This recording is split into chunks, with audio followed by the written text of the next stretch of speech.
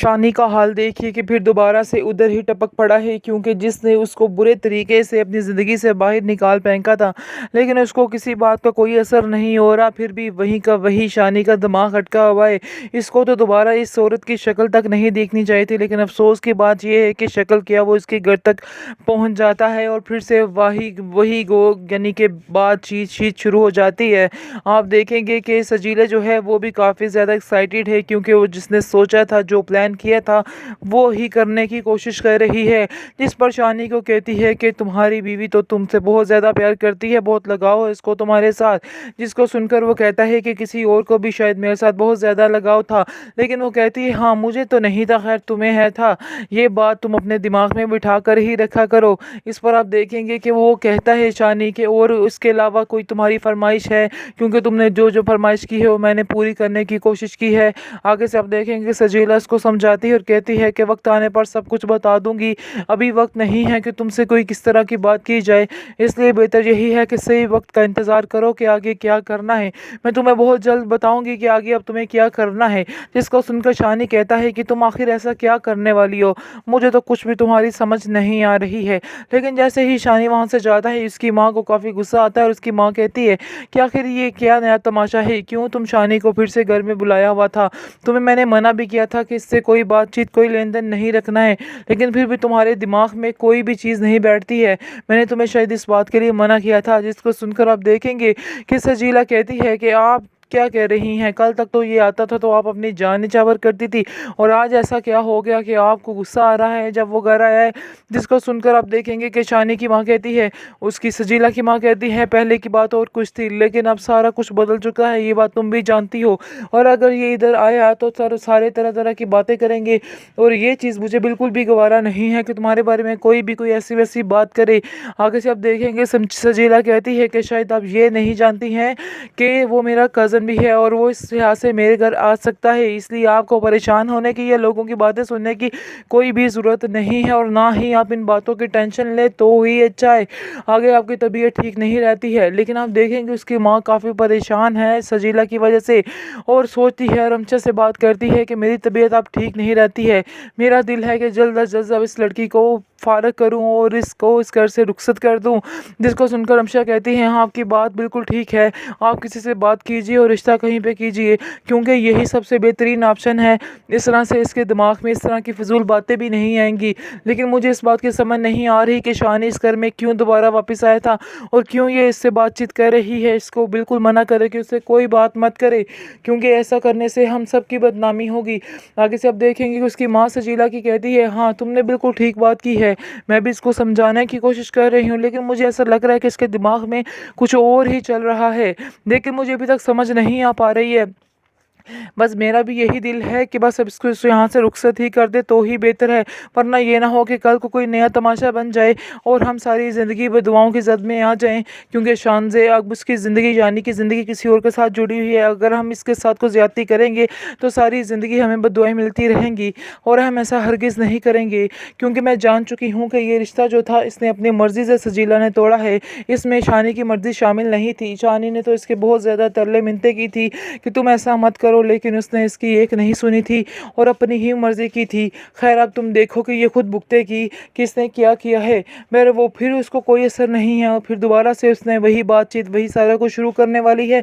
ये चीज़ की मुझे बिल्कुल समझ नहीं आ रही और ये बात बिल्कुल मेरी समझ के बाहर है।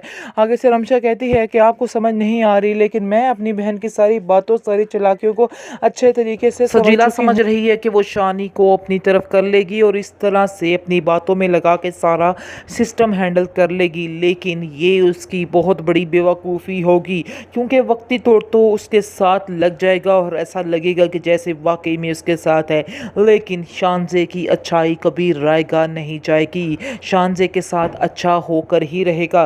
और आप देखिएगा कि शानज़े के साथ शानी एक दिन ज़रूर कहेगा कि शानज़े के अलावा कोई भी उससे ज़्यादा मोहब्बत नहीं कर सकता है, और हकीकत भी यही है। शानज़े उससे बहुत ज़्यादा प्यार करती है और उसी के इंतज़ार में ही बैठी है कि वो आके सच्चे दिल से इस चीज़ को एक्सेप्ट करे और कहे कि वाकई में वो शांति से बहुत प्यार करता है। लेकिन आप देखेंगे कि सजीला अपनी चालाकियों में मसरूफ़ रहेगी और बार बार तंग करने की कोशिश करेगी शानजे को, और शानी को कहेगी कि मैं तुमसे मिलना चाहती हूँ।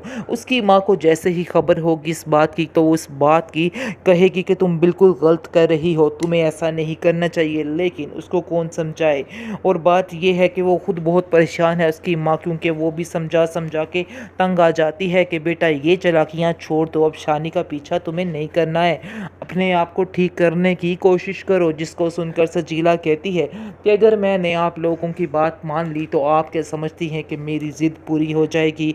मेरी ज़िद यही है कि मैं शानजे को नीचा दिखा कर रहूं। जिस दिन वो मुझे चैलेंज करके गई थी मैंने भी ये बात सोच ली थी और दिल ही दिल में अहद कर लिया था कि मैं इस लड़की को नीचा दिखा कर ही सांस लूँगी, और मैं ऐसा ही करूँगी। एक दिन इसको नीचा दिखाऊंगी और फिर इसको कहूँगी कि बताओ अब तुम्हारा क्या बना है। खैर आप देखेंगे उसकी माँ जो है काफ़ी परेशान है और वो रमशा को कॉल करती और कहती है कि रमशा तुम ही अपनी बहन को आखिर समझाओ ये क्या चाहती है और हमसे क्या बदले ले रही है। मैं तो अब तंग आ चुकी हूँ इसकी इन हरकतों की वजह से। पता नहीं ये लड़की कब सुधरेगी, कब अपने आप को ठीक करेगी, क्योंकि मैं तो अब इसको समझा समझा के थक चुकी हूँ। जिसको सुनकर रमशा कहती है कि मैं खुद आने वाली हूँ और मैं ही आकर इससे बात करूँगी और इसको बताऊँगी कि ये जो कुछ कर रही है बिल्कुल गलत कर रही है। आगे से आप देखेंगे कि सजीला जो है वो कहती है कि मैं किसी की कुछ नहीं सुनने वाली। मैं जानती हूँ कि आप सब लोग सिर्फ और सिर्फ शानजे का ही साथ दे रहे हो और शानजे को ही ठीक कह रहे हो, इसलिए बेहतर यही है कि तुम भी मत इधर आना, क्योंकि मैं तुम्हारी भी सुनने वाली नहीं हूँ। जिसको सुनकर आप देखेंगे कि उसको समझाती है रमशा और कहती है कि तुमने हमेशा अपनी ही जिद चलाई है और देख लेना एक दिन तुम ही इस दलदल में फंसोगी और कोई भी नहीं। तुम जो समझ रही हो कि तुम शानी को हथियार लोगी, लेकिन ऐसा तो नहीं हो सकता है। ये तुम्हारा सोचना बिल्कुल गलत है और बिल्कुल बेकार है, क्योंकि ऐसा कभी भी नहीं होगा। शानी हमेशा जिसका है उसका ही रहेगा। उसने भी काफ़ी कोशिश की है कि वो तुम्हारा साथ दे सके और तुम्हारे साथ रहे, लेकिन तुमने उसकी एक नहीं सुनी और हमेशा हमेशा उसको ठुकराती ही रही। बहरहाल अब तुम देखना कि तुम्हारे साथ भी कुछ अच्छा नहीं होने वाला है। शानी खुद इस चीज़ का इजहार करेगा और कहेगा कि वो तुम्हारी शक्ल देखना भी पसंद नहीं करता ही। जिसको सुनकर सजीला कहती है कि ये वक्त मेरे जीते जी तो नहीं आ सकता, ये तो आप लोगों की भूल है और मुझे तो ऐसा लग रहा है कि जैसे आप सब लोग मिले हुए हैं उस शानजे के साथ, क्योंकि आप लोग भी शायद नहीं चाहते थे कि मैं अपने घर में खुश रहूं। आप लोग भी यही चाहते थे कि मैं शानी से दूर ही हो जाऊं। उस पर आप देखेंगे उसकी बहन उसको कहती है कि तुम किस किस्म की बेवकूफ़ों वाली बातें कर रही हो। आखिर कोई बहन भी ऐसा चाहेगी कि उसकी बहन के साथ इस कदर बुरा हो? तुम अपने दिमाग को फ्रेश क्यों नहीं करती और अपने दिमाग से ये गलीज़ बातें कब निकालोगी? जब तक तुम ये बातें नहीं निकालोगी तुम्हारा दिमाग साफ नहीं हो सकता और तुम सारी ज़िंदगी ऐसे ही सोचती रहो।